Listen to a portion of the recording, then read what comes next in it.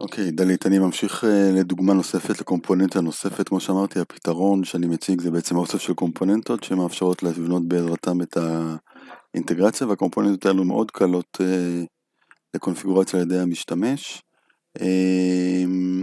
והיתרון שלהם, כמו שאמרתי, הוא בזה שהן פועלות בצורת real time מול priority, והן משלבות את המידע של priority לתוך הדפים של סיילספורס עצמם. כרגע אני רוצה בעצם להראות לך שוב את הדף של הלקוח. אני רוצה רגע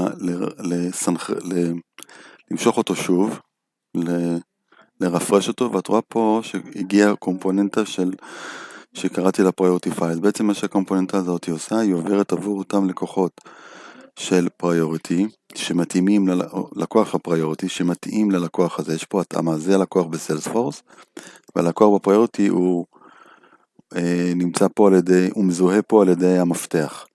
הקומפוננטה הזאת יודעת לגשת לפריוריטי, לרשומה של הלקוח שמוגדרת פה, ולמשוך בעצם את כל הלקוחות, להציג את כל הקבצים, להציג את השמות של הקבצים, ולאפשר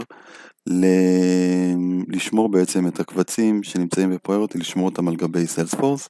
אז על ידי לחיצה על כפתור, אז הנה הקובץ הזה, שכרגע ניסיתי, נקרא חוזה שירות, עבר בצורה קלה על ידי לחיצת הכפתור לצד של סיילספורס, ומשתמש של סיילספורס יכול לבוא להסתכל על הקובץ שהגיע מפריוריטי. במקרה שלנו זה יכול להיות דוגמה קובץ של חשבונית, או קובץ של הזדמנות מחירה, או קובץ של רכש וכו'. הקומפוננטה פה היא מדברת על משיכה של קבצים מסיילספורס לפריוריטי, משיכה של קבצים מפריוריטי לסיילספורס, אבל היא לא אך ורק לגבי לקוח. היא יכולה לשבת על כל אחד ואחד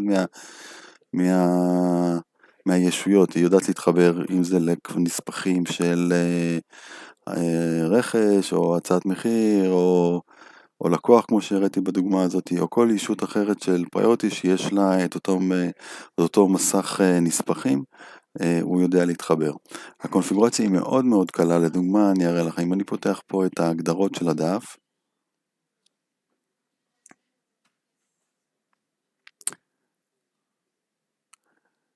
ואני עומד על הקומפוננטה הזאת שדיברנו, על ה-priority files, זאת שמשכת את הקבצים מ-priority לסיילספורס, אז בעצם יש פה 1, 2, 3, 4 שדות שאותם צריכים להגדיר, והם פשוטים על מנת לאפשר את הקומפוננטה הזאת על הדף.